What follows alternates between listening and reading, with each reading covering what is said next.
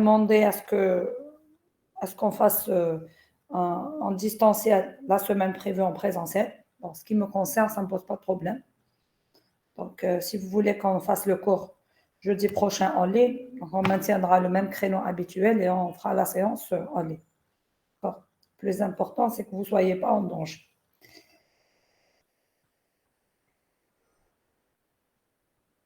Alors, pour le cours de la dernière fois, est-ce qu'on a commencé la démonstration par récurrence? Est-ce qu'on avait commencé la démonstration?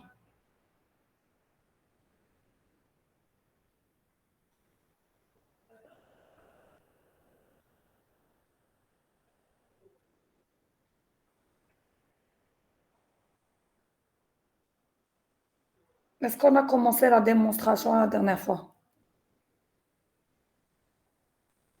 Oui, je pense, madame. Pour O2N, O2-3N. O2-3, O2-3N. Bon, oui, on c'est avait. pas grave. J'ai l'intention de reprendre D'accord. pour que vous puissiez vous rappeler, mais je voulais juste confirmer. Est-ce que c'était pour reprendre, pour mieux expliquer, ou bien c'est la première fois que je donne la démonstration? Ah, d'accord. OK. Alors, j'ai aussi constaté un taux d'absentéisme important. Bon, je ne dis pas ça pour ceux qui sont présents, mais pour ceux qui ne sont pas, qui n'assistent pas en cours, il y a énormément de notions qu'on va voir en cours et qu'on n'aura pas le temps de voir en TD ou en TP. Bon, heureusement, les TP vont démarrer la semaine prochaine. Malheureusement pour vous, ça ne se fera pas en présentiel. Donc, je vais m'entretenir avec l'assistante de TP pour qu'elle vous contacte, pour que vous puissiez démarrer vos mini-projets de TP. Donc, vous allez pouvoir manipuler certaines notions aussi en TP. Mais les derniers chapitres qu'on va traiter en cours, on fera des séances de cours TD, c'est-à-dire il y a des exemples qu'on va traiter en cours et qu'on n'aura pas le temps de travailler plus d'exemples en TD. C'est la raison pour laquelle j'insiste sur votre présence, s'il vous plaît. Je sais très bien que j'ai mis à votre disposition le drive qui contient déjà le cours, les vidéos explicatives, etc. N'empêche que je préfère que vous soyez présents. Comme ça, si vous avez des questions, s'il y a des points que vous n'avez pas bien compris, on pourra toujours les revoir en détail ensemble. D'accord? Donc, s'il vous plaît, transmettez à vos camarades. OK? Alors, donc, on s'est arrêté l'autre jour sur la démonstration par récurrence. Donc, on cherche toujours à trouver un moyen pour borner une sommation. C'est une sommation qui a été déterminée suite à l'analyse d'une certaine boucle qui appartient à un certain algorithme. Donc, il faut toujours se rappeler l'enchaînement logique. Donc, on a commencé de l'algorithme qu'on a analysé. Suite à l'analyse, on a déterminé l'expression du temps en fonction des données de l'algorithme. Cette expression, elle est sous forme d'une sommation. Cette sommation, on cherche à la borne, c'est-à-dire calculer le résultat ou déterminer le résultat de la somme pour pouvoir déterminer l'ordre de complexité. Donc, il s'agira toujours de borner une expression de sommation. Il y a différentes options possibles pour borner une sommation. Une des options, c'est de le faire par récurrence. Alors, la récurrence, elle ne permet pas de déterminer la borne, elle constitue un mécanisme de preuve.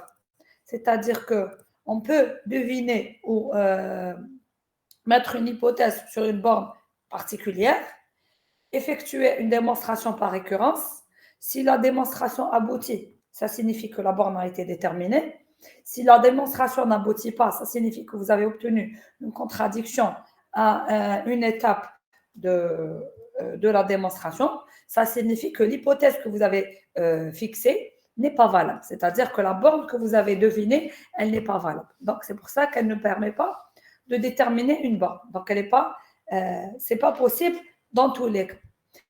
Mais ça constitue un mécanisme puissant pour la preuve. Et donc, on va l'utiliser dans la preuve conjointement avec le formalisme de Landau. Donc, Landau, il a défini un formalisme mathématique pour exprimer les trois principales normes ou trois principales fonctions de complexité. Donc, le pire cas, le meilleur cas et le moyen cas. Et donc, en se basant sur la définition ou sur sa notation, on va utiliser la démonstration par récurrence à travers aussi ces 3 étapes, le cas de base, l'hypothèse de récurrence et le pas de récurrence, pour pouvoir déterminer la constante C et l'ordre N0 qui fixe l'inégalité correspondant à la borne souhaitée. Donc ici, par exemple, on vous demande de prouver que la somme pour k allant de 0 jusqu'à n, 3 à la puissance k, est en haut de 3 à la puissance n. Donc, on va utiliser, premièrement, la définition de la complexité au pire cas à travers le formalisme de Landau. Donc, on cherche à montrer par récurrence qu'il existe une constante C et un entier N0 tel que la somme des 3 à la puissance k pour k allant de 0 jusqu'à n est inférieure ou égale à C fois 3 à la puissance n, quel que soit n supérieur ou égal à n0. Donc, c'est ce qu'on cherche à démontrer. Donc, démontrer ceci revient à déterminer la constante C et l'ordre N0 à partir duquel l'inégalité est vérifiée. Le cas de base correspond toujours à la borne inférieure de la sommation. Alors ici, le cas de base, c'est à n égale à 0.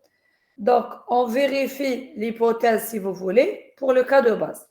Donc, la somme pour k allant de 0 jusqu'à n qui est égal à 0, 3 à la puissance k, c'est le seul terme ou l'unique terme à la position, 0.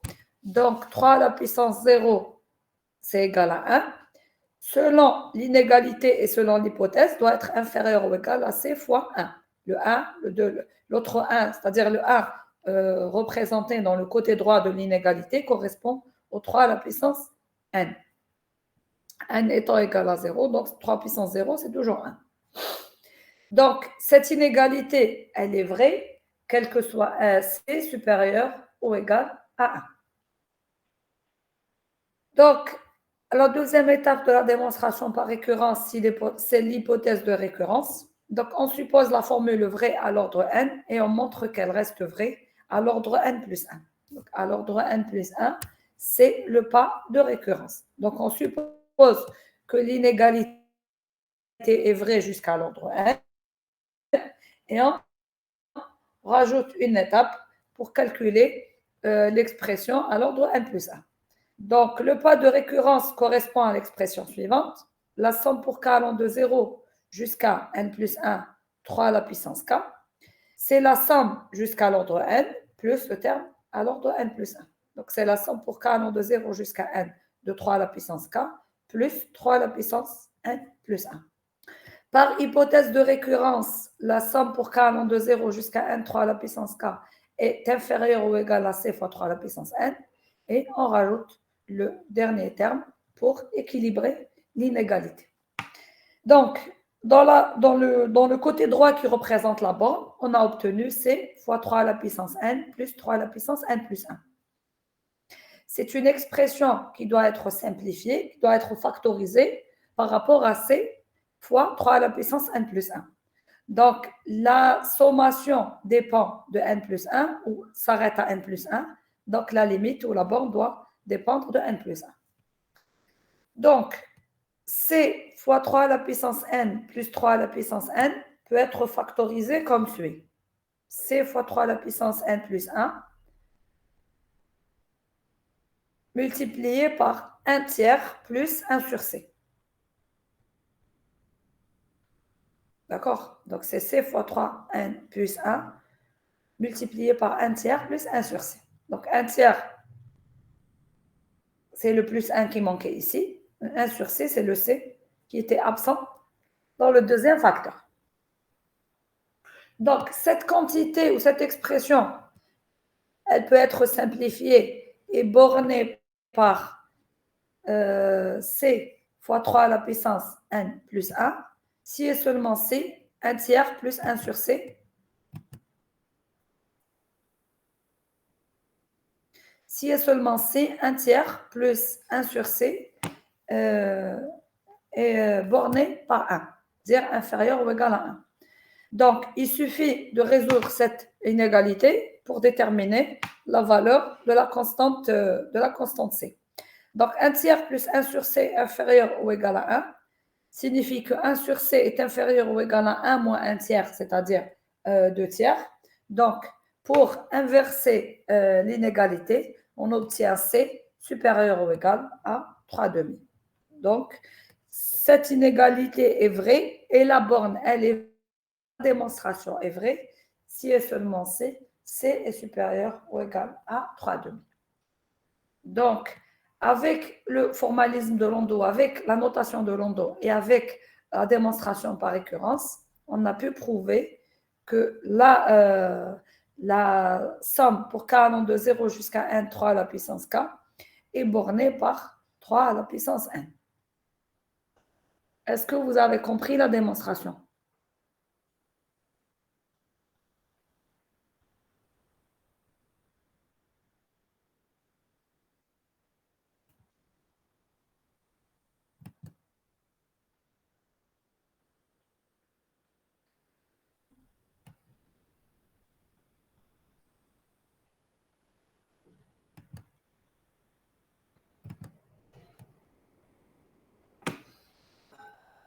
C'est clair pour tout le monde, pour la démonstration?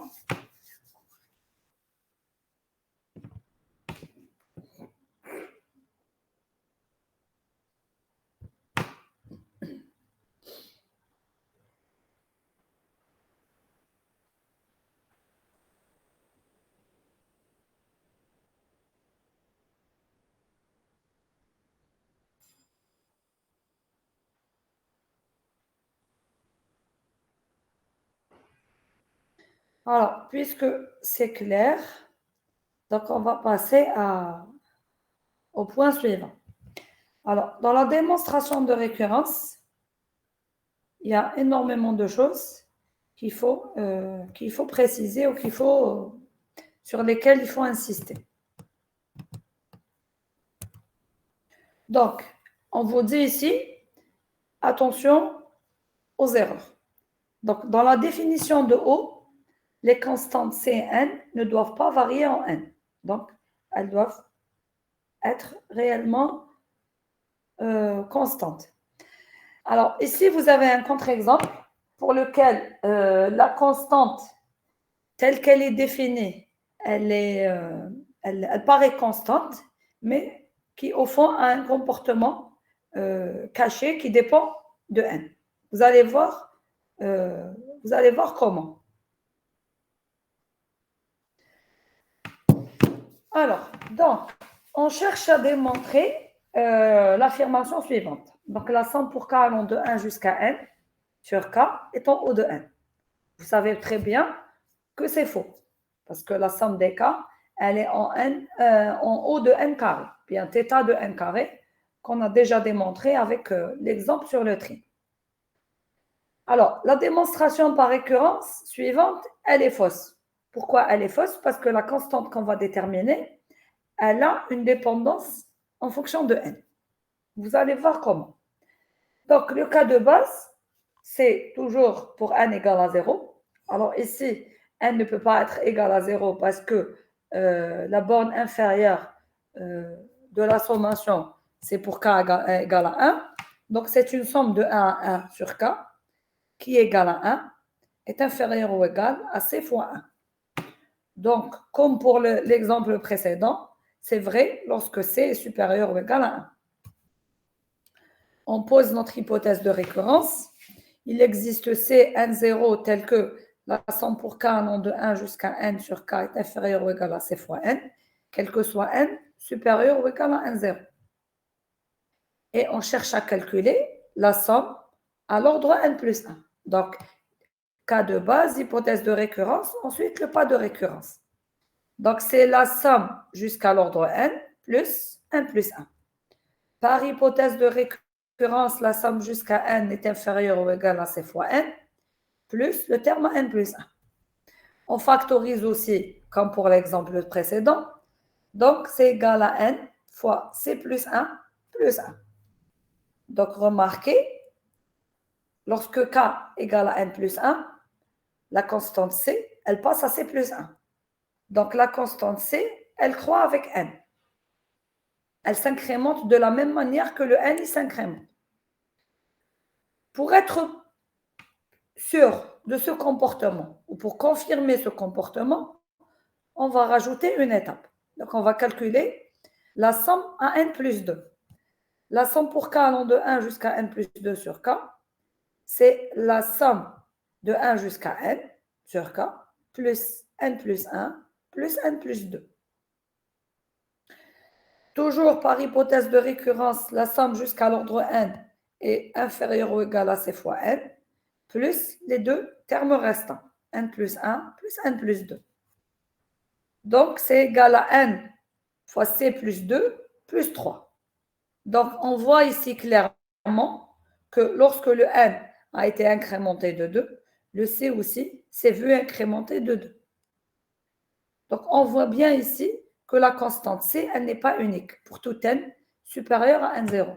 À chaque fois que j'augmente la valeur de n, la valeur de c, elle augmente. Donc, elle peut paraître à un instant donné comme étant une constante, mais en réalité, elle est en train de croître au même rythme que l'évolution de n. Donc, ce n'est pas réellement une constante. Alors, ici, c'est tout à fait normal parce que la borne exacte ou la borne qui correspond à cette sommation, c'est O de n carré. Donc, un n, vous l'avez au niveau de la fonction et le deuxième n, vous l'avez dans l'évolution cachée ou dans le comportement caché de la constante c. Donc, pour résumer la situation et pour généraliser, lorsque vous faites une démonstration par récurrence, faites attention à votre constante c. Il faut être sûr que la constante, elle est réellement constante, c'est-à-dire qu'elle n'a pas un comportement caché qui dépend de n. Il faut aussi rajouter par précaution une étape supplémentaire dans le pas de récurrence pour être sûr que la constante que vous avez déterminée dans le pas n plus 1 reste la même aussi dans le pas n plus 2. Est-ce que c'est compris?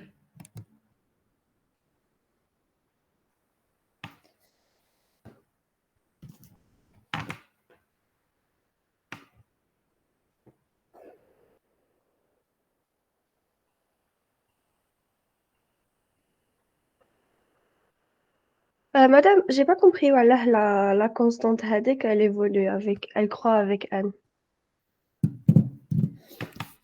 Vous voyez à travers l'exemple qu'au début, c'était C. Ensuite, Oui. lorsqu'on est passé à n plus 1, elle est devenue C plus 1. Donc, la constante, elle a augmenté. Donc, ici, on aurait dit, quel que soit C, supérieur ou égal à 2. Ensuite, elle augmente encore au pas n plus 1. Donc, à chaque fois que vous fixez une borne supérieure différente de la sommation, vous allez avoir une constante C qui est différente. Donc, elle n'est pas constante, elle n'est pas fixe. Elle n'est pas la même, quel que soit n supérieur ou égal à n0. Parce que regardez, on vous dit, il existe C, n0, tel que, quel que soit n supérieur ou égal à n0, c'est toujours la même constante C. Elle ne doit pas changer. Il peut y avoir plusieurs constantes C et plusieurs ordres n0. Mais une fois que vous fixez l'ordre n0, vous avez une seule constante qui est valable de n0 jusqu'à l'infini. Elle ne devrait pas changer, elle ne devrait pas évoluer, ni en plus ni en moins, mais elle ne devrait pas bouger. Alors ici, dans cet exemple, à n plus 1, on a obtenu une certaine valeur de la constante. Je peux remplacer ça par C' et dire que C' égale à 2. Lorsque je passe à n plus 2, si la borne était bonne, j'aurais obtenu la même valeur de la constante C, parce qu'elle est valable quel que soit n supérieur ou égal à n0. Mais à n plus 2, on a obtenu une constante différente. Elle est équivalente à C plus 2. Donc, j'avais une constante C. À l'étape n plus 1, j'ai obtenu une constante C'. À l'étape n plus 2, j'ai obtenu une constante C seconde. Je continue encore. Je rajoute une étape n plus 3, j'obtiendrai encore une autre constante C. Donc, elle n'est pas unique. Elle n'est pas unique pour un même ordre n0. Donc, c'est pour ça qu'on a dit que ici, elle n'est pas vraiment constante. Elle n'est pas du tout constante. Elle dépend de n. Et c'est tout à fait normal qu'elle dépende de n parce que la borne de la sommation, c'est O de n carré. Donc, un seul n, on l'a dans la fonction, si vous voulez, g de n, et l'autre n, on va forcément l'avoir dans le comportement de c. Donc, c'est une démonstration qui pourrait paraître correcte, mais attention, ici, la démonstration, elle est fausse, tout simplement parce que la constante qu'on détermine, elle n'est pas unique. Elle évolue avec l'ordre n. Est-ce que c'est plus clair? Oui, oui, merci. Je vous en prie. Est-ce que vous avez d'autres questions?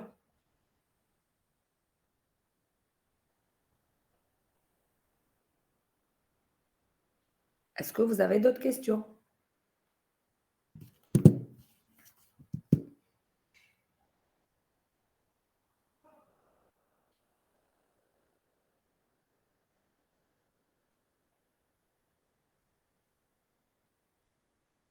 Pas de questions?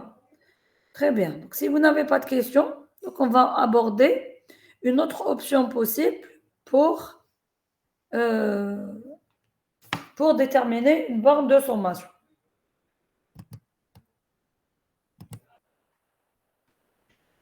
Alors, on peut borner un terme de la série par le terme le plus grand, par le plus grand terme de la série. Alors, ça se fait comment?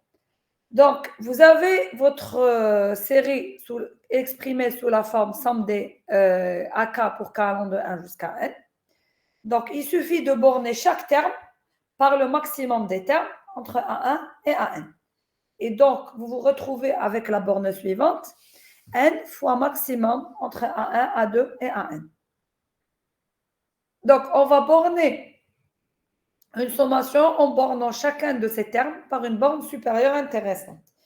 Il suffit dans plusieurs cas de borner tous les termes par le terme le plus grand. Autrement dit, la somme pour k allant de 1 jusqu'à n des AK est inférieure ou égale à n fois le maximum entre A1, A2 et AN. Alors, vous avez comme exemple, on peut borner n factoriel qui s'exprime sous la forme 1 fois 2 fois 3 jusqu'à n par n fois n fois n fois n. Donc, le maximum, c'est n dans cette série. Et donc, dans ce produit, pardon, le maximum, c'est n. Donc, on va borner chaque terme par n et on se retrouve avec n factoriel qui est borné par n à la puissance n. On peut borner de la même manière la somme pour k allant de 1 jusqu'à n sur k par la somme pour k allant de 1 jusqu'à n des n, sachant que le maximum des k, c'est n, donc on va borner par n, et donc on obtient comme borne intéressante n au carré. Est-ce que vous avez compris le principe? Donc, ce n'est pas toujours le premier terme, ce n'est pas toujours le dernier terme. Pour généraliser, on a dit que c'est le maximum. S'il s'agit d'une série croissante, c'est A de n. S'il s'agit d'une série décroissante, ça sera forcément A1.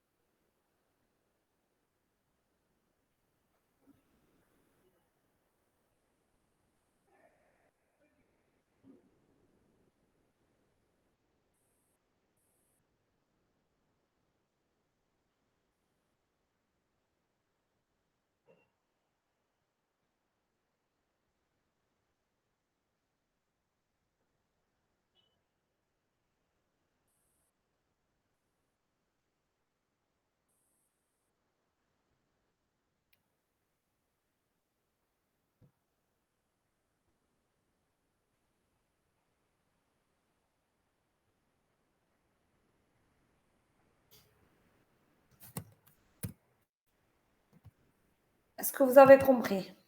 Il n'y a pas de question. Je suppose que c'est compris. Alors, une autre manière ou une autre alternative pour borner une série, on peut faire appel à une série géométrique. Alors ici, si vous voulez, c'est un cas particulier ou c'est une exception. Lorsque vous arrivez à borner une série par une série géométrique, ça signifie que votre série, elle est convergente. C'est-à-dire qu'elle a une limite constante. Donc, c'est-à-dire aussi que l'algorithme correspondant a un temps constant qui ne dépend pas des données du problème. Donc, c'est vraiment un cas particulier. Donc, pour borner une série, la somme des cas allant de 1 jusqu'à n des AK par une série géométrique, on doit d'abord montrer qu'il existe une constante R, telle que R est inférieur à 1 et AK plus 1 sur AK est inférieur à 1. Si un tel R existe, alors AK est inférieur ou égal à A0 fois R à la puissance K. Donc, il faudrait, pour pouvoir appliquer cette pomme, calculer le rapport entre deux termes qui se suivent, c'est-à-dire AK plus 1 sur AK.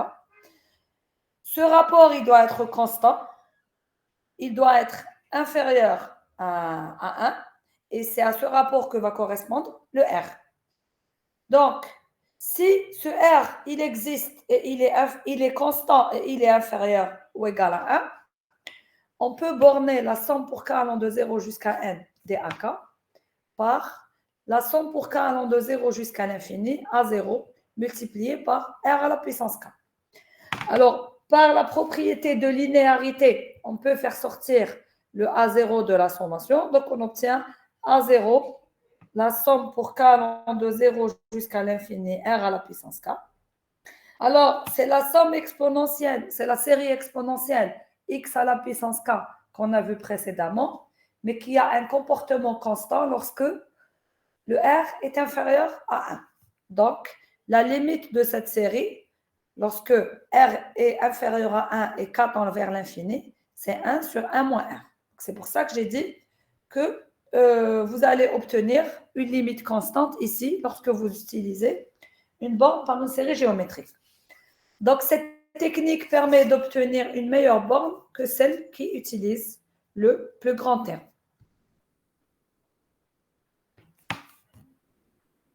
Est-ce que vous avez compris le principe?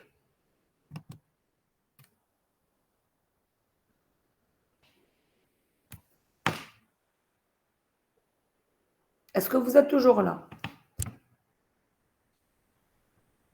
Oui. D'accord, très bien. Donnez-moi un signe de vide de temps en temps, au moins pour que je sache que vous êtes toujours là. Très bien. Est-ce que c'est compris? Vous n'avez pas de questions? Vous avez compris le principe? Donc, on peut borner en utilisant une série géométrique. Bon, ce n'est pas toujours valable. Ça peut être valable ou c'est valable uniquement lorsque le rapport entre deux termes qui se suivent est inférieur ou égal à 1. Il doit être constant et il doit être inférieur ou égal à 1. Donc, si un tel rapport existe ou un tel R existe, on va l'utiliser pour borner au moyen d'une série géométrique. De toute manière, vous avez un exemple juste après. Donc, dans l'exemple, on cherche à trouver une borne pour la somme pour k allant de 1 jusqu'à l'infini des k sur 3 à la puissance k. Alors, on calcule le premier terme qui correspond à 0. Alors, ici, k égale à 1. Donc, pour k égale à 1 égale à 1 tiers. Donc, il suffit de remplacer dans l'expression. On calcule également le rapport entre deux termes quelconques, AK plus 1 sur AK. C'est K plus 1 sur 3 à la puissance K plus 1 sur K fois 3 à la puissance K. Donc, lorsqu'on simplifie, on obtient 1 tiers multiplié par K plus 1 sur K. On va encore plus simplifier pour pouvoir borner. Donc, c'est 1 tiers fois 1 plus 1 sur K. Alors, on doit étudier cette fonction ou cette expression 1 sur K. Alors, le K, il évolue dans l'intervalle 1, l'infini. 1 sur K, il évolue dans l'intervalle 1, 0. La plus grande valeur que peut prendre cette expression, c'est 1 sur K. cette expression 1 sur k égale à 1. Et la plus petite valeur que peut prendre cette expression, c'est tendre vers 0 lorsque k tend vers l'infini. Donc, on est sûr que cette quantité est inférieure ou égale à 2 tiers, quel que soit k, supérieur ou égal à 1. Donc, on a pu déterminer un R qui est constant et qui est inférieur à 1. Donc, on peut borner la somme pour k allant de 1 jusqu'à l'infini, k sur 3 à la puissance k, est inférieur ou égal à la somme pour k allant de 1 jusqu'à l'infini, 1 tiers, multiplié par 2 tiers à la puissance k. Alors, 1 tiers, il sort de la sommation parce que c'est une constante qui ne dépend pas de k. Et 2 à la puissance k, pour k allant de 1 jusqu'à l'infini, puisque 2 tiers est inférieur à 1, est borné par 1 sur 1 moins 2 tiers. Donc, et toute cette quantité, elle est égale à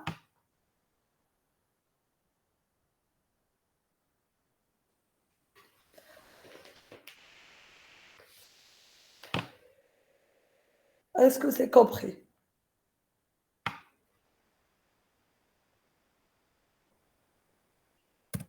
Donc, à chaque fois que vous envisagez de borner par une série géométrique, vous êtes sûr que la complexité derrière, elle sera toujours O de 1.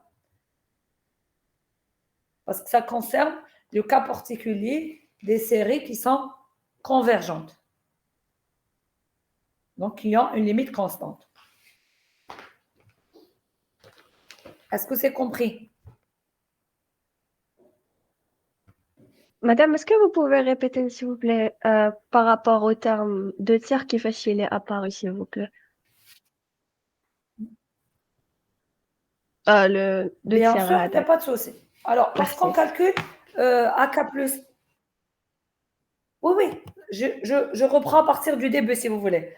Lorsqu'on veut Oui, s'il calculer vous plaît. AK plus 1 sur AK. Donc, le début de l'expression, c'est K plus... Oui, oui, bien sûr. C'est K plus 1 sur 3 à la puissance K plus 1. Le tout divisé par K sur 3 à la puissance K. D'accord. Donc, ici, cette expression elle doit être simplifiée. Donc, on va simplifier 3 à la puissance K plus 1 par 3 à la puissance K. Il va nous rester 1 tiers. Et le K plus 1 sur K, on va le laisser comme ça. Donc, on ne l'a pas simplifié tout de suite. On va simplifier après. Donc, c'est 1 tiers multiplié par K plus 1 sur K. Alors, vous avez une fraction sur une fraction. Donc, c'est une fraction multipliée par l'inverse de la fraction. Oh, ça, oui, vous le d'accord. savez. Oh, oui, oui. C'est ça, c'est une fraction sur une fraction. C'est-à-dire que c'est la première fraction multipliée par l'inverse de la deuxième fraction. C'est pour ça Bien qu'on a sûr, pu oui. simplifier. D'accord. D'accord? Bon, D'accord. c'est une étape que je n'ai pas rajoutée ici. Pour moi, c'est quelque chose que vous connaissez, mais je peux toujours la rappeler. C'est pour ça que dans la simplification, on a obtenu 1 tiers multiplié par K plus 1 sur K. D'accord. On simplifie encore. Bon, le tiers, on le laisse tel qu'il est. J'ai K plus 1 sur K. Je départage en 2 fractions. Ça me donne K sur K plus 1 sur K. Donc, K sur K, c'est 1 plus 1 sur K. Alors, D'accord. l'expression telle que je l'ai obtenue, elle dépend de K. Vous êtes d'accord avec moi? Oui. Donc, à partir d'ici, je ne pourrais pas dire que c'est constant. Je Non. dirais que c'est constant si j'arrive à lui déterminer une borne supérieure qui ne dépend pas de K. Oui, bien sûr. D'accord? Oui. Très bien. Donc, à partir de là, bon, j'ai 1 tiers multiplié par 1 plus quelque chose. Ce D'accord. quelque chose, il faut que je l'étudie pour que je sache où évolue cette fonction. Ah, donc, j'ai besoin de savoir dans quel intervalle elle est en train d'évoluer, dans quel intervalle elle est définie, dans quel intervalle elle est en train d'évoluer, pour tenir compte de sa borne supérieure et déterminer la borne supérieure de tout ça. D'accord? Donc, D'accord. lorsque K est dans l'intervalle 1 plus l'infini, parce que la somme, elle est définie de 1 jusqu'à l'infini. Lorsque K évolue de 1 à plus l'infini, 1 sur K, il évolue dans quel intervalle? Lorsque K Euh, égale à 1. 1, 0. Voilà. Enfin, Donc ça, 1, l'intervalle, 0, oui. c'est de 0 ouvert jusqu'à 1. Oui, Vous êtes voilà, d'accord? pardon, oui. 0 ouvert La plus jusqu'à 1, petite oui. valeur, c'est lorsqu'il tend vers 0, lorsque K tend vers l'infini. Et la plus grande valeur, c'est 1 lorsque K égale à 1. Oui. Très bien. Moi, ce qui m'intéresse, c'est la plus grande valeur possible. Lorsque K égale à 1, j'aurai 1 sur 1. Oui. Donc, j'aurai 1 plus 1, ça fait 2. Donc, cette Ah, quantité au maximum, elle est bornée par 2 tiers. ah, d'accord, ok. Ah, Est-ce que c'est d'accord. Donc, compris? vous avez calculé la plus petite valeur pour La plus petite et la plus la, grande. plus, la plus petite et la La plus plus grande. grande valeur pour 1 sur K. Ah, 1 sur K, c'est une fonction qui est décroissante. oui. Vous êtes d'accord? Oui, oui, je suis Lorsque d'accord. K est plus petit, c'est là que la fonction est plus grande.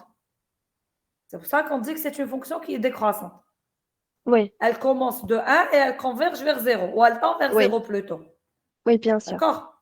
Oui, Donc, c'est ce que j'ai utilisé ici. d'accord. Donc, j'ai déterminé le maximum de cette fonction. Et donc, au pire, Ah, 1 voilà, sur K d'accord, le maximum, vaut oui, 1. oui, oui. C'est ça, c'est le maximum. Les D'accord, maximums oui, pour la fonction 1 sur K. bien sûr, oui. Le maximum pour la fonction 1 sur K possible, c'est la valeur de 1. Lorsque K égale à 1, donc ça me fait 2. 2 multiplié par 1 tiers, ça vous fait 2 D'accord, tiers. ok. Oui, merci, c'est clair. Est-ce que c'est compris? Oui, oui, merci beaucoup. Ok. Je vous en prie. Merci.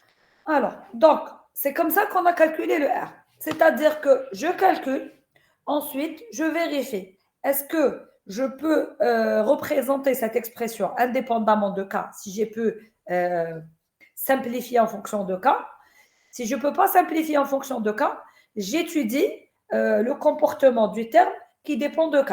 Est-ce qu'il peut être simplifié quand même? Si j'arrive à le simplifier, je tiens compte de sa simplification pour déterminer la borne. S'il ne peut pas être simplifié, je dirais que le R n'existe pas. Justement, c'est la suite la suite de cette partie. Donc, en calculant le rapport entre deux termes qui se suivent, je trouve une quantité qui ne dépend pas de K. C'est-à-dire le R, il existe. Il est constant et il est inférieur à 1. Je peux utiliser la borne par série géométrique. Mais lorsque j'obtiens un R qui n'est pas constant. Donc, pour appliquer cette méthode, il est nécessaire de trouver une constante R qui est inférieure à 1. Si R varie, la méthode n'est pas applicable. Comme pour la série divergente, la somme pour K allant de 1 jusqu'à l'infini 1 sur K, qui représente la limite lorsque n tend vers l'infini de la somme pour K allant de 1 jusqu'à n 1 sur K. Alors, cette somme, elle n'est pas convergente. Elle est divergente et sa limite, c'est logarithme népérien de n. Donc, puisque cette série, elle n'est pas convergente, donc elle ne peut pas avoir une limite constante. Et puisqu'elle ne peut pas avoir une limite constante, ça signifie que le R correspondant, même s'il existe et s'il est inférieur à 1, mais il n'est pas constant. Donc, dans ce cas, le rapport AK plus 1 sur AK est inférieur à R, oui, mais le R est une variable qui tend vers 1. Donc, il n'est pas constant, même s'il est inférieur à 1. Donc, dans ce cas, on ne peut pas appliquer la borne par série géométrique. On peut aussi avoir une deuxième situation. On peut appliquer cette méthode à partir d'un certain rang, à partir duquel il existe un R constant, qui vérifie les conditions d'existence d'une série géométrique. Ça signifie quoi? Ça signifie que dans une situation donnée, on peut au début ne pas trouver une valeur de R qui soit inférieure à 1. Donc le R, il existe, il est constant, mais il n'est pas inférieur à 1. Lorsqu'il n'est pas inférieur à 1, on ne peut pas appliquer la condition d'existence d'une série géométrique. On calcule ou on cherche à déterminer une valeur de K à partir duquel je peux trouver un R qui est constant et qui est inférieur à 1. Si une telle situation existe, je dirais que je vais commencer à borner par la série géométrique à partir de ce rang. Et tout l'intervalle avant, je vais le traiter à part. C'est comme quand on a traduit, ou quand on a, expliqué la borne supérieure par rapport à l'ordre N0. Il se peut que la fonction ne constitue pas une borne supérieure à partir de l'origine. Elle va être une borne supérieure à partir d'un certain ordre N0. De l'origine à l'ordre N0, on ne va pas ignorer l'intervalle, mais on va définir une autre borne pour cet intervalle et on va dire que la complexité, elle est valable de N0 jusqu'à l'infini. Là aussi, c'est le même principe. On va dire de la borne inférieure de la sommation jusqu'à une certaine valeur de K, les conditions d'applicabilité de la série géométrique ne sont pas définies, ne sont pas vérifiées. On va déterminer la borne autrement pour cet intervalle. Pour la partie où la borne, où le R, il existe, il est constant et il est inférieur à 1, on va appliquer la borne au moyen d'une série géométrique. Bon, je sais que ça peut paraître flou, mais vous avez un exemple juste après pour que ça soit plus clair. D'accord? Donc, je passe à l'exemple. Ensuite, je reviendrai à l'explication si vous avez des questions. Alors, considérons la série suivante. Donc, la somme pour k allant de 1 jusqu'à l'infini, k au carré sur 2 à la puissance k. Lorsqu'on calcule le rapport AK plus 1 sur AK, on peut montrer que AK plus 1 sur AK est inférieur à 8 neuvièmes si K est supérieur ou égal à 3. Alors, lorsque K égale à 1,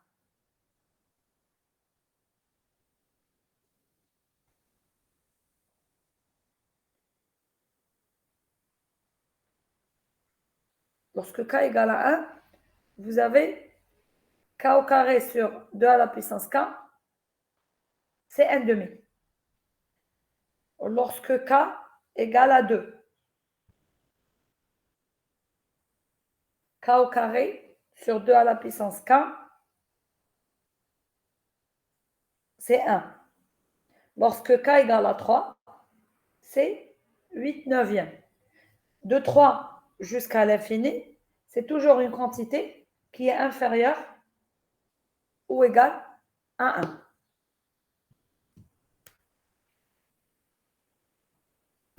Donc, pour les valeurs de k égale à 1 et pour la valeur de k égale à 2, on va traiter la somme à part.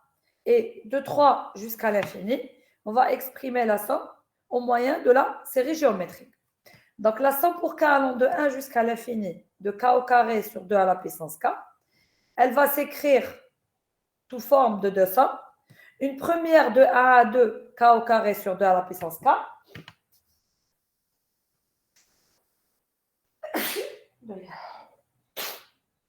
Et une deuxième somme de 3 jusqu'à l'infini. Donc, la première somme, c'est une constante, parce que le premier terme, c'est 1 demi plus 1, ce que j'ai représenté ici par O de 1, plus la borne correspondant à la série géométrique, c'est-à-dire A0. Et comme ici, la borne inférieure, elle commence à 3, donc le premier terme, c'est A3. Donc, c'est 3 au carré sur 2 à la puissance 3. Donc, c'est ce qui me donne 9 huitièmes. La somme pour k allant de 3 jusqu'à l'infini, donc le R qu'on a trouvé, c'est-à-dire 8 neuvièmes, à la puissance k. Et toute cette quantité, elle est bornée par O de 1.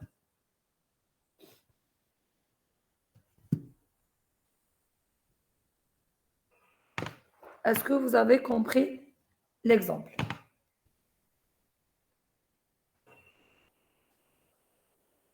Donc, on remplace directement avec le k au carré divisé par 2 puissance k par, ça, par le terme, enfin, par 8 neuvièmes. Comment ça? Je n'ai pas compris. Euh, C'est pas qu'on place en borne. Alors, lorsqu'on a calculé AK plus 1 sur AK, et qu'on a trouvé que cette quantité, elle existe, elle est inférieure à 1, elle est constante à partir de 3. Ça signifie D'accord. que de 3 à l'infini, la série géométrique qui Converge. correspond à la borne supérieure, elle existe. Hmm. Donc, on a borné par la série géométrique de 3 à l'infini. Donc, je n'ai pas remplacé, j'ai borné. Donc, je suis Ah, passée de d'accord. l'égalité à l'inégalité. Ah oui, oui, J'ai oui. décomposé la somme au début en deux parties. Une partie qui n'est pas inclue dans la série géométrique, plus la partie qui concerne la série géométrique. Hmm. Ensuite, je suis passée directement à la borne.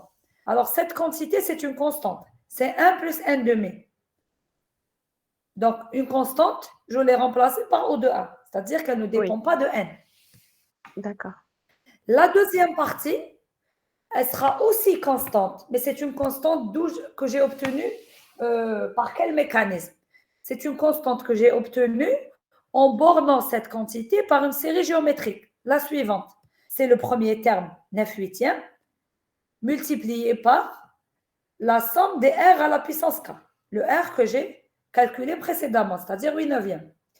Et le 9 huitièmes, c'est lorsque j'ai remplacé K par 3 dans l'expression. C'est 3 au carré sur Ah, 2 d'accord. à la puissance 3. D'accord? C'est de là Hmm. que j'ai obtenu le 9 huitièmes. Donc, c'est 3 au carré sur 2 à la puissance 3. Donc, c'est la série géométrique qui est définie à partir de 3 jusqu'à l'infini. Donc, le premier terme ici correspond au K égale à 3. Et le R correspond au R que j'ai obtenu lorsque j'ai calculé AK plus 1 sur AK. La série géométrique, elle est toujours définie de 3 à l'infini. Donc, cette quantité, lorsque je détermine la limite, c'est 1 sur 1 moins R, c'est-à-dire 1 sur 1 moins 8 neuvièmes. Et de toute manière, c'est une quantité qui est constante. Donc, elle est remplacée par, ou elle est bornée par O de 1. Je l'ai dit et je le redis, à chaque fois qu'on est face à une série, qu'on essaye ou qu'on veut borner par une série géométrique et les conditions d'applicabilité de la série géométrique sont vérifiées, on est sûr que la complexité correspondante, elle est toujours au 2.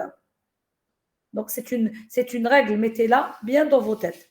Si vous êtes face à une série géométrique et vous voyez qu'elle converge, c'est-à-dire qu'elle a une limite qui est constante, ça signifie que la complexité correspondante, elle est toujours constante, c'est-à-dire elle est en haut de 1. D'accord. Est-ce que c'est compris? Vous n'avez pas d'autres questions?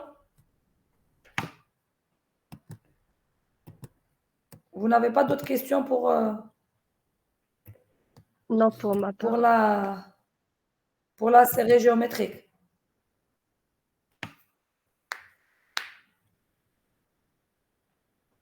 Donc, je répète, le 9 huitième, il correspond au terme A3. Et le 8 neuvième correspond au terme, correspond au R qu'on a calculé par rapport au rapport entre deux termes. Bon, je vois qu'il y a une question qui a été posée dans le chat et vos camarades ont pris la peine de répondre. Alors, donc, une autre alternative pour déterminer la borne, c'est de calculer les intégrales. C'est-à-dire que si je n'ai pas pu deviner la borne et la démontrer par récurrence, si je n'ai pas pu borner par le maximum des termes, si je n'ai pas pu borner par une série géométrique, si je n'ai pas pu simplifier mon expression pour me rapprocher d'une somme ou d'une série connue pour calculer ou utiliser directement la limite, je n'ai pas d'autre choix que de calculer l'intégrale ou de passer par le calcul des sommes par intégrale. Alors, une intégrale, c'est dans la même philosophie qu'une dérivée. On ne peut pas intégrer une fonction et on ne peut pas dériver une fonction en dehors de son domaine de définition. Donc, j'ai besoin de connaître le domaine de définition de la fonction. J'ai aussi besoin de connaître le sens d'évolution de la fonction. Est-ce qu'elle est décroissante? Alors, pourquoi j'ai besoin de savoir si elle est croissante ou si elle est décroissante? L'intégrale, elle me permet de calculer une surface. Et une surface, c'est une quantité qui est toujours positive. Cette quantité qui est toujours positive, elle dépend des bornes de l'intégrale. Donc, lorsque j'ai une fonction qui est croissante, donc lorsque m est plus petit que n, f de m est toujours plus petit que f de n. Donc, si j'ai besoin d'intégrer une fonction dans l'intervalle mn, donc le résultat de l'intégrale, c'est l'intégrale de la fonction entre les bornes, c'est-à-dire c'est l'intégrale de f de k lorsque k égale à m, lorsque k égale à n, moins l'intégrale de la fonction lorsque k égale à n. C'est comme ça que je vais calculer la surface. Donc, si elle est croissante, j'ai toujours f de m qui est plus petit que f de n. Donc, la surface est toujours positive. Mais si la fonction, elle est décroissante,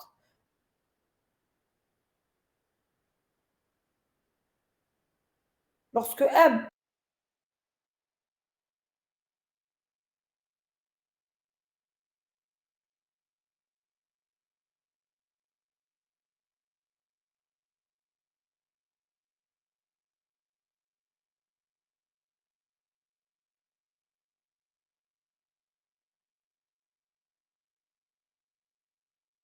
Madame?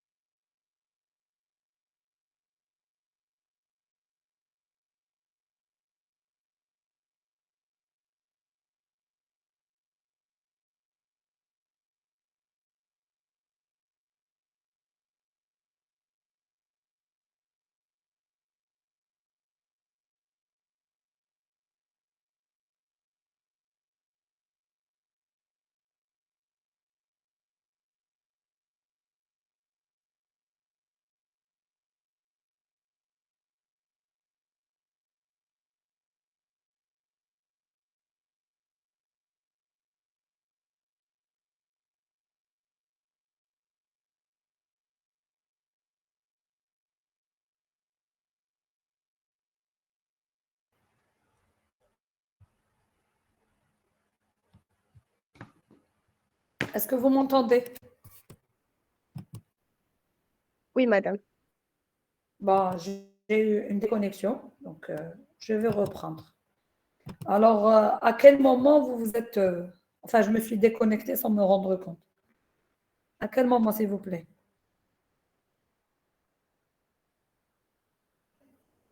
Madame, vous vous êtes arrêtée à F monotone et croissante. D'accord, je vais reprendre pour l'intégrale. Le plus important, c'est que ce soit à ce niveau-là et pas avant. D'accord, très bien. Alors, donc, je disais qu'on ne peut pas intégrer une fonction en dehors de son domaine de définition. Donc, on va toujours tenir compte du domaine de définition de la fonction pour pouvoir déterminer et exprimer les bornes de l'intégrale. Alors, comment ça se passe cette histoire de calcul de somme par intégrale? Bon, d'abord, on définit une fonction monotone croissante de la forme suivante. Si vous avez deux variables m et n, avec m plus petit que n, puisque la fonction elle est croissante, f de m est plus petit que f de n. Alors, lorsque la fonction elle est décroissante, c'est l'inverse. Donc, lorsque m est plus petit que n, f de m est supérieur à f de n. Alors, pourquoi on a besoin de préciser est-ce que la fonction elle est croissante ou elle est décroissante? Parce que les bornes d'intégrale dans une fonction croissante, on va les placer dans un sens, et lorsqu'elle est décroissante, on va le placer dans le sens inverse. Parce que la surface, l'intégrale permet de calculer une surface. Et une surface, elle est toujours positive. Donc, on a besoin de verser les sens de l'intégrale ou les bornes de l'intégrale lorsque la fonction, elle est décroissante. Donc, vous allez voir l'impact du sens d'évolution de une fonction sur les bornes de l'intégrale. Donc, on cherche à borner une expression de sommation.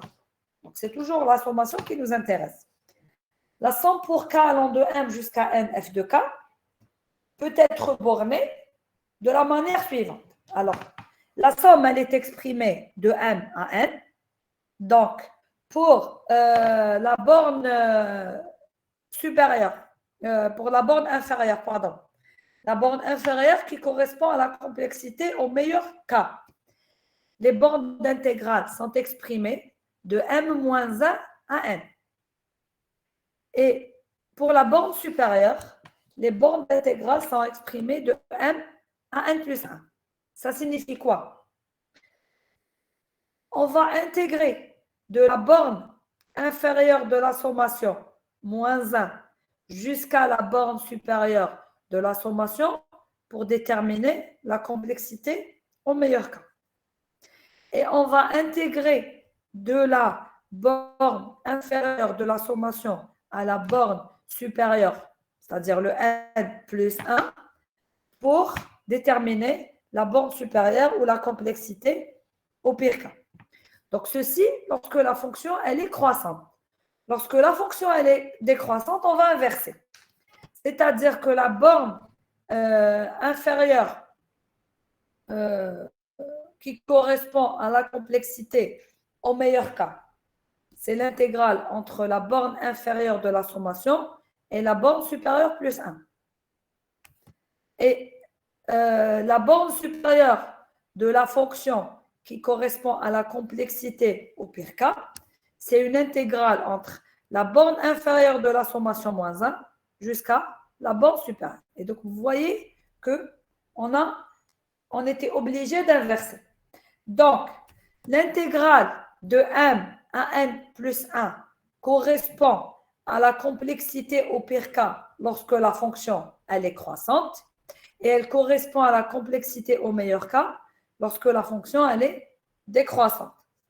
Et l'intégrale de m-1 jusqu'à n correspond à la complexité au meilleur cas lorsque la fonction elle est croissante, et correspond à la complexité au pire cas lorsque la fonction elle est décroissante.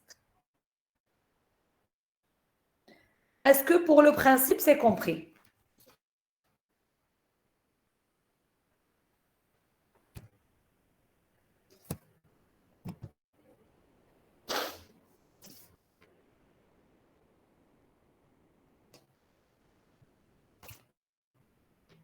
Est-ce que vous avez compris le principe?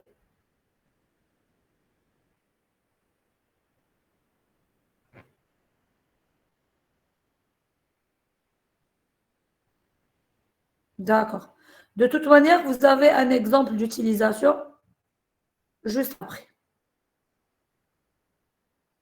Madame, une question. Bien sûr. Est-ce qu'on devra résoudre des intégrales complexes ou là, je veux dire, est-ce qu'on aura à résoudre des intégrales comme on faisait en analyse en première année ou est-ce que c'est requis Bon, par on ne ce va pas dire module? on va résoudre les mêmes intégrales que vous avez vues en analyse. Ça, c'est clair. Oui, Bon, bien sûr, là, je ne peux pas vous dire comme ça dans l'absurde que vous n'allez pas du tout utiliser des intégrales. bien Je peux sûr. vous donner un exercice, par exemple, dans lequel vous avez une sommation qui ne peut pas être simplifiée, vous êtes obligé de passer par l'intégrale. Mais maintenant, D'accord. ça ne va pas être une intégrale tirée par les cheveux non plus. Oui, bien sûr, parce D'accord? que C'est une pour intégrale que ma vous part, j'ai saurez résoudre. oublié comment résoudre ça, je veux dire, c'est pour ça Justement, que ça fait l'intérêt de ce longtemps quand chapitre, même. c'est de vous rappeler toutes ces notions-là qui sont nécessaires dans vos calculs et Oui, que vous avez oubliées. Bien oui, bien sûr, sûr. je vous les rappelle. Ça ne signifie pas que vous allez tous les utiliser, mais ça signifie que c'est des choses qui ont un impact direct ou une relation directe avec le calcul de la complexité et que vous pourrez peut-être utiliser. Maintenant, je ne peux pas vous donner un exercice qui utilise tout ça. C'est impossible. Vous êtes d'accord Oui, avec bien moi? sûr. Oui, oui, bien sûr, Maintenant, oui. si comme ça, dans ma tête, je ne peux pas vous dire, je peux pas vous donner un exemple comme ça directement qui fait appel à des intégrales. Ça reste une possibilité. D'accord? D'accord, ok. Vous avez un exemple juste après, de toute manière. D'accord, ok. Non, je veux Dans dire, est-ce une qu'il y aura des expression, indications sur l'exercice ou là, par exemple, des formules de ah ben, base des intégrales ou là, parce qu'elles c'est sont clair qu'il y aura nombreuses des oui, indications. Mon objectif, ce n'est pas de vous faire calculer des intégrales, c'est oui, de vous bien faire sûr. comprendre comment le calcul des intégrales va vous aider pour déterminer une borne. Oui, D'accord? Donc, je oui, ne vais oui, pas bien sûr. vous extraire une intégrale comme ça, complexe, tirée par les cheveux que vous avez fait en première année et vous dire calculez-moi cette intégrale. Non, ce n'est pas le Oui, but. d'accord. D'accord, ok. Maintenant, si je vous donne un algorithme et l'algorithme, parce que moi, ce qui m'intéresse, c'est tout l'enchaînement logique. Donc, un algorithme, l'analyse, de l'analyse, on tire l'expression, une expression qu'on a besoin de borner. Si l'algorithme fait appel à une expression ou si l'algorithme se comporte en une expression qui ne peut pas être simplifiée autrement, c'est-à-dire qu'il ne peut pas être borné autrement, vous serez Oui, amené à calculer la borne par intégrale. À ce d'accord. moment-là, je vous donnerai forcément une indication sur au moins sur l'intégrale de la fonction. Oui, D'accord? Au moins d'accord, ça. ok. Donc, ne vous Ok, inquiétez pas d'accord. pour ça. Merci beaucoup, Thomas, d'accord. vous êtes déjà en train de réfléchir examen et moi, je suis toujours en train de réfléchir Oui. module. D'accord? Oui, Chapitre. bien, non, non, même les exercices, je veux dire, pas exactement l'examen, je parlais des exercices, l'exercice du module, Alors, le déjà dans module les en soi. exercices du TD, je ne pense pas qu'il y ait un exercice qui fasse intervenir les intégrales. Ah, d'accord. Je ne pense pas, non. Non. Vous n'avez pas un exercice déjà en TD qui fait intervenir les intégrales. Je vous ai dit, les intégrales, c'est carrément en dernier recours.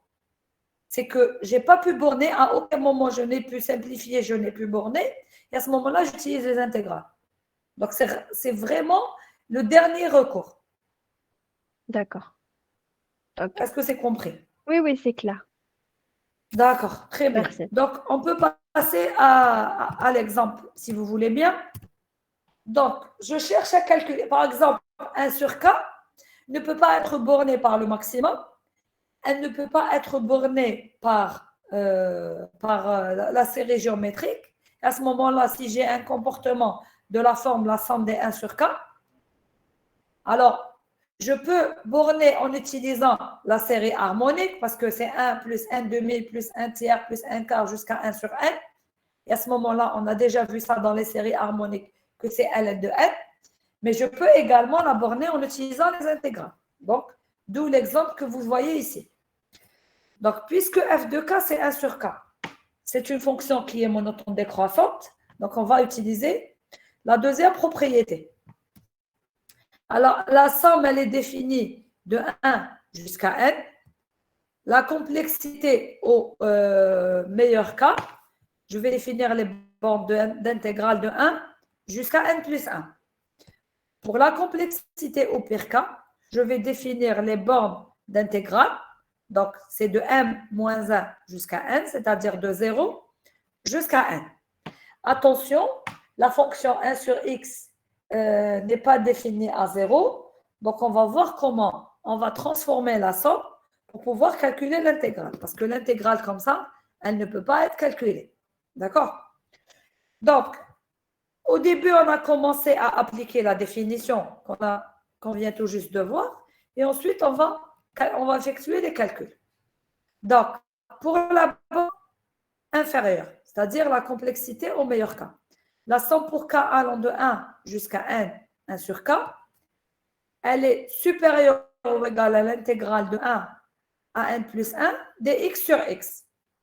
Donc, pour calculer l'intégrale de 1 dx sur x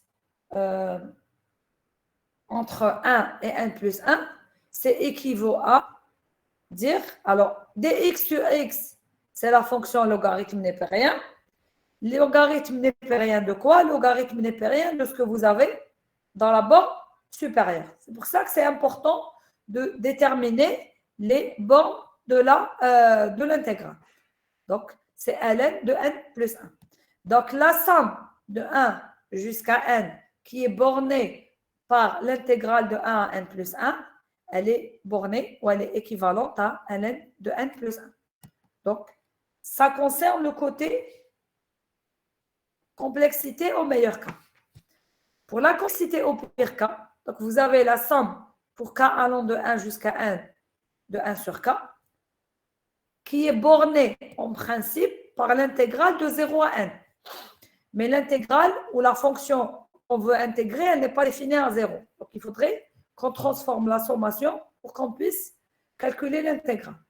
Donc, on prend le premier terme à part. Donc, c'est 1 plus la somme de 2 jusqu'à n, 1 sur k. Donc, la somme de 2 jusqu'à n, elle peut être intégrée de 1 à n, dx sur x. Donc, on passe à l'inégalité. C'est inférieur ou égal à 1 plus l'intégrale de 1 jusqu'à n dx sur x. Donc, c'est inférieur ou égal à 1 plus ln de n. Donc, la borne inférieure qui constitue la complexité au meilleur cas, c'est ln de n plus 1. Et la borne supérieure qui correspond à la complexité au pire cas, pardon, elle est représentée par 1 plus ln de n. Est-ce que vous avez compris l'exemple? Madame, s'il vous plaît, la somme de k de 2 jusqu'à n, enfin c'est la ligne là où vous avez écrit et d'autre part. Donc, vous avez écrit la somme de k de 2, k égale à 2 jusqu'à n des 1 sur k, c'est équivalent à écrire l'intégrale de 1 jusqu'à n. Pourquoi c'est pas l'intégrale de 2 jusqu'à n? Regardez, lorsque la fonction elle est décroissante, la borne supérieure, c'est de m-1 jusqu'à n. Donc, si la somme elle est exprimée de 2 jusqu'à n, l'intégrale qui constitue sa borne, elle doit être exprimée de m-1, c'est-à-dire de 1 jusqu'à n. Alors, pourquoi j'ai dû faire cette transformation? Parce que 1 sur x n'est pas défini en 0. Donc, je ne peux pas calculer l'intégrale de 0 jusqu'à n. Oui. Donc, pour respecter le domaine de définition de la fonction, j'ai éclaté la somme en deux parties. J'ai traité le terme à k égale à 1 à part et j'ai défini la somme de 2 jusqu'à 1 pour pouvoir intégrer de 1 jusqu'à 1. Est-ce que c'est compris? Ok, d'accord.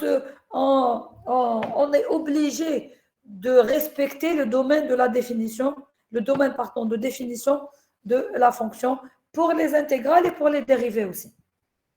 D'accord? D'accord. Ok, merci. Je vous en prie. Est-ce que vous avez d'autres questions?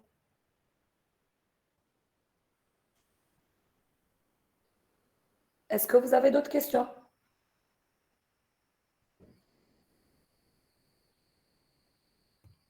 Non, je passe à...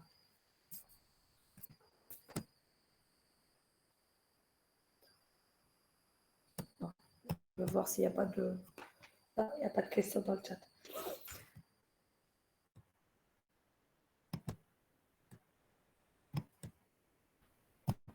J'ai arrêté le partage sans m'en rendre compte.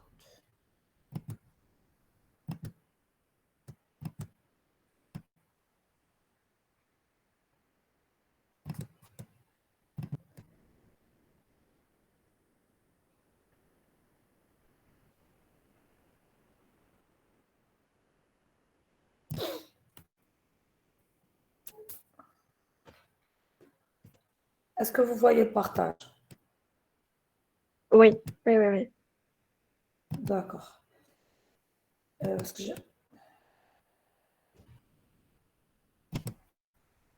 voilà, je constate qu'il s'est arrêté. Je relance. Alors, est-ce que vous avez compris le principe des intégrales?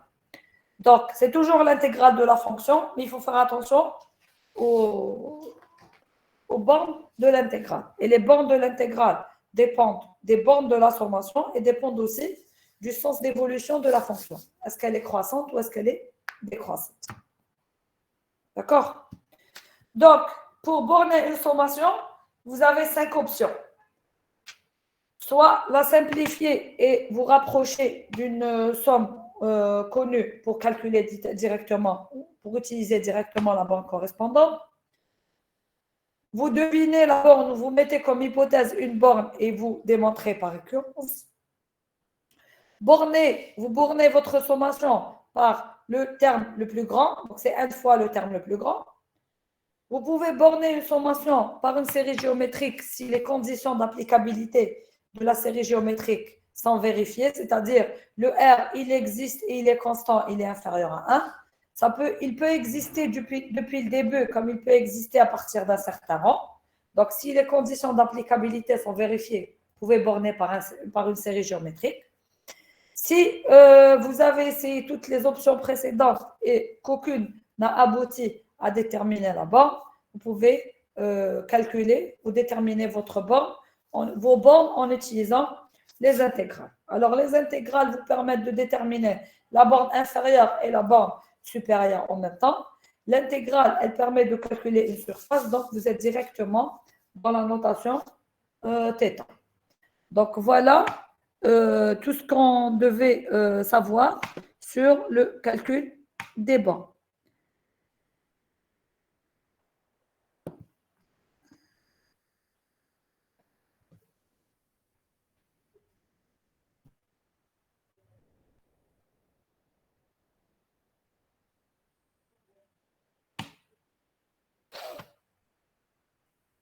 Donc, à partir d'ici, vous avez des rappels sur des fonctions qui sont connues, si vous voulez, et qui ont un impact direct,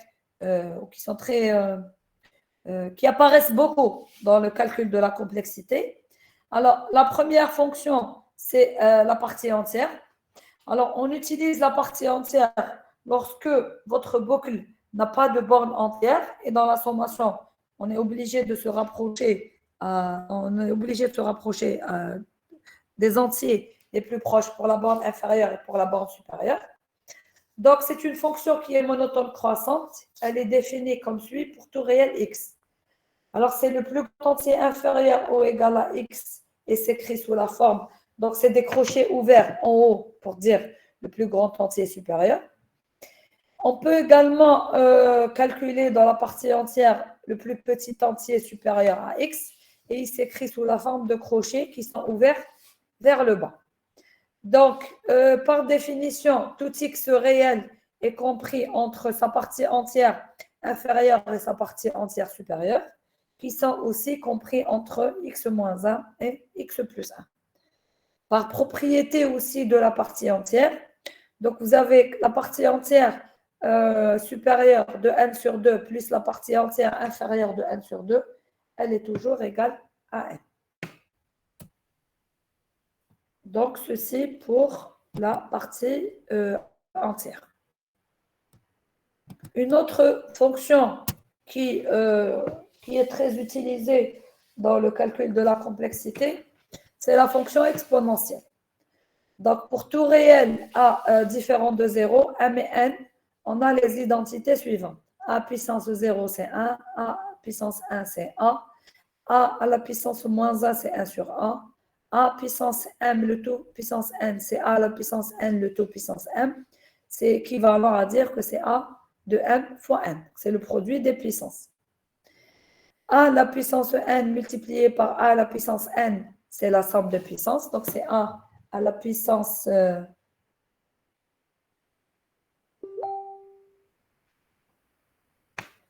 M plus N. Donc, la fonction A la puissance N est monotone et croissante pour A supérieur ou égal à 1. Donc, on pose, si nécessaire, 0 à la puissance 0 égale à 1.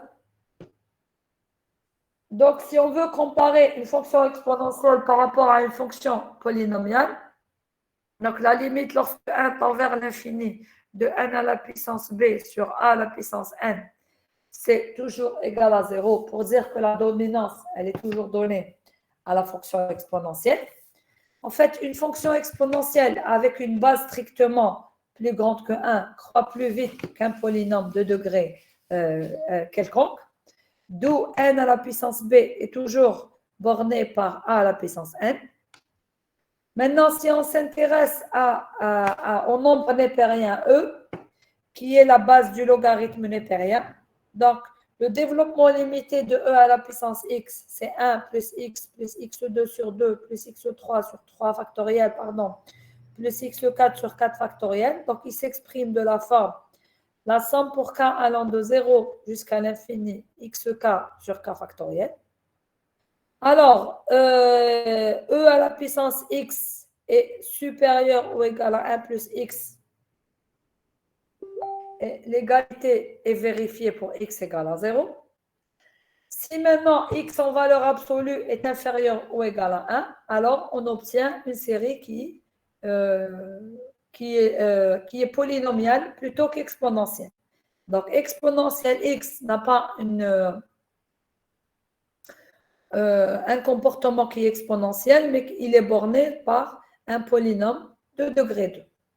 Donc, si on s'intéresse au comportement asymptotique quand x tend vers 0, donc E à la puissance x est borné par θ de x quart.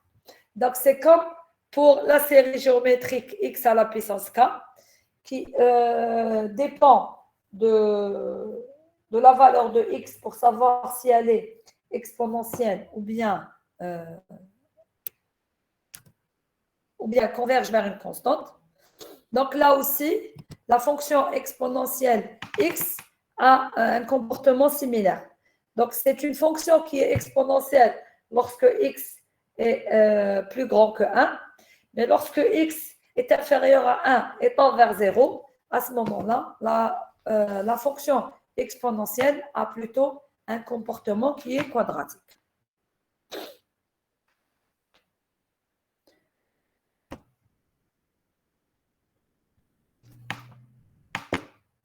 Est-ce que c'est compris pour la fonction exponentielle?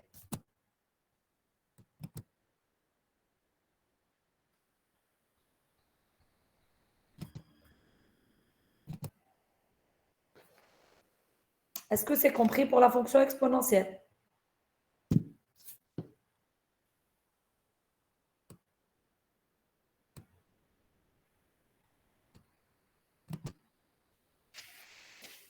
D'accord. Bon, de toute manière, on va s'arrêter là pour aujourd'hui. Donc, on se verra la semaine prochaine, toujours en ligne, pour la prochaine séance du cours. Est-ce que vous avez des questions?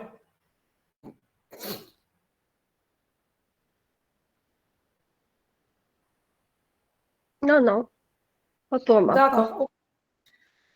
Eh ben, si vous n'avez pas de questions, on va s'arrêter là pour aujourd'hui. Bon, Je souhaite un bon rétablissement pour ceux qui sont malades et bon Inch'Allah. courage pour les autres. Bonne D'accord? journée, madame. Au revoir. Prenez vos précautions et confinez-vous. Évitez de contaminer les parents, s'il vous plaît. Oui. Si R dans la suite géométrique est supérieur à 1, on ne peut pas calculer la limite. Oui, on ne peut pas calculer par une série géométrique. Ça signifie qu'elle elle est divergente. Donc, forcément, la limite correspondante, elle est infinie et donc, elle ne peut pas être bornée par une série géométrique.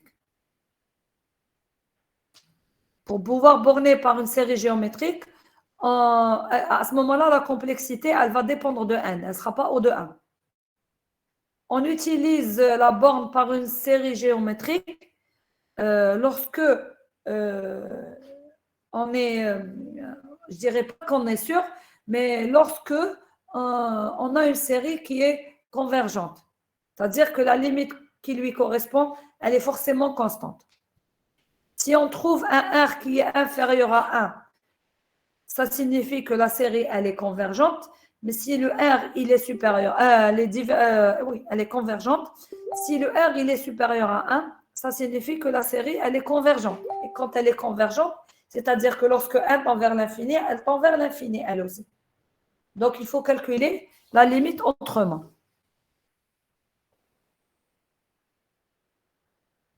Est-ce que c'est compris? Je vous en prie. Vous n'avez pas d'autres questions?